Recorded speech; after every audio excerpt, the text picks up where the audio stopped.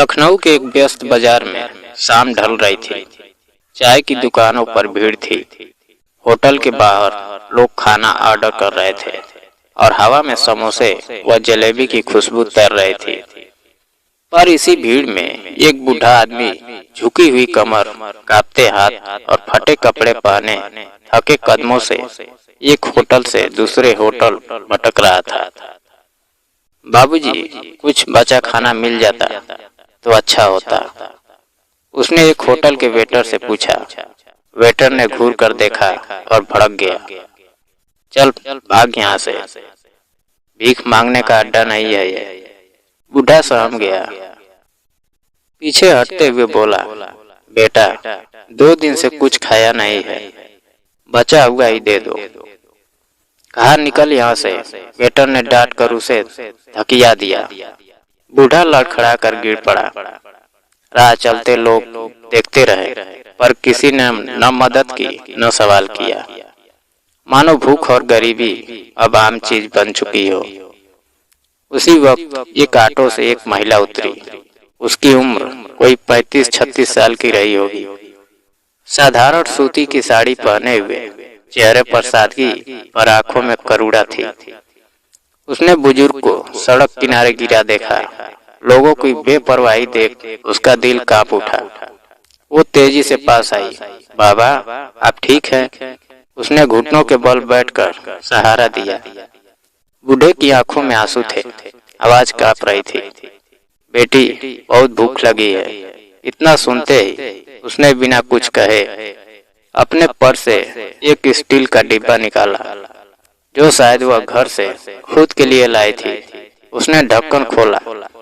गर्मा गर्म रोटी, आलू की सूखी सब्जी और थोड़ी सी चटनी लेकर आई और बोली, लीजिए बाबा, पहले ये खाइए।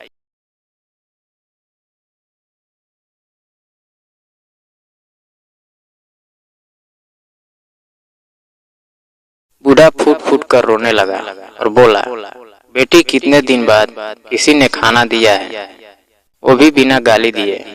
तू तो फरिश्ता है मेरे लिए। दोस्तों, अगर ये कहानियाँ आपके दिल को छूती है तो चैनल को सब्सक्राइब कर लीजिए और वीडियो को लाइक जरूर करें। आपका एक छोटा सा साथ हमारे रिश्ते को और गहरा बना देगा और हर नई कहानी सबसे पहले आपके दिल तक पहुँचेगी। उस महिला का नाम था सरिता मिश्रा, जो एक सरकारी स्कूल में शिक्षिका थी। वह रोज अपने ऑफिस जाते हुए कुछ खाने का सामान साथ रखती थी, क्योंकि वह जानती थी कि लखनऊ की सड़कों पर न जाने कितने पेट भूखे रहते हैं।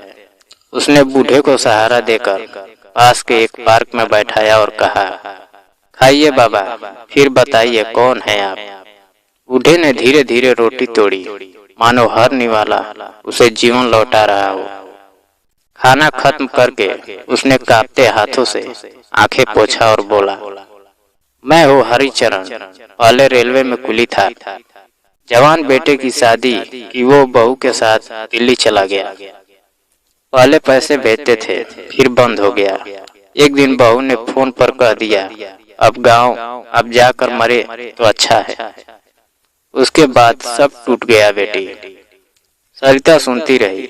उसके गले में कुछ अटक गया। फिर उसने धीरे से पूछा, गांव लौटते समय ट्रेन में चोरी हो गई। जेब में थोड़े बहुत पैसे थे, वो भी चले गए। अब यहाँ हूँ, पेट भरने की तलाश में। होटल वालों के बचा खाने से दिन गुजरता है, पर वो भी अब गाली देते हैं। सरिता उस दिन देर से स्कूल पहुंची, पर मन वही अटका रहा।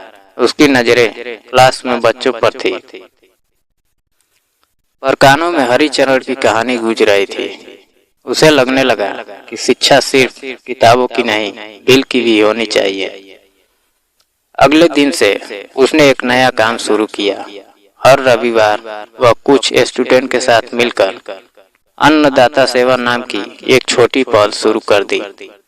हर रविवार वह और बच्चे पुराने लोगों को खाना खिलाते, उनकी बातें सुनते। धीरे धीरे इलाके में ये खबर फैलने लगी। मोहल्ले के लोग भी जुड़ने लगे। किसी ने चावल दिए, किसी ने दूध, किसी ने रोटियां सेकी।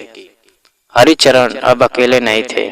वो पार्क में बच्चों को कहानियां सुनाते और सरिता को मुंह बोली बेटी कहने लगे। एक दिन एक पत्रकार ने इस पहल के बारे में अखबार में लिखा, जब सरकारें नहीं सुनती तो एक बेटी मां बन जाती है। खबर वायरल हो गई। सोशल मीडिया पर तस्वीरें वायरल हुई जिसमें हरिचरण बच्चों के बीच बैठे मुस्कुरा रहे थे। फिर एक दिन दिल्ली से एक आदमी लखनऊ आया और पछतावे की लकीरें लिए हाथ में माला और मिठाई। पिताजी को वापस ले जाने आया हूँ, वो बोला। वो हरिचरण का बेटा था जिसे इस पहल की खबर इंटरनेट पर मिली थी। बहू भी साथ थी, सम से झुकी हुई। हरिचरण कुछ पल चुप रहे, फिर बोले, अब तुम्हें नहीं, सरिता को बेटी मान चुका हूँ। अगर सरिता कहेगी तो जाऊंगा, वरना यही ठीक हूँ।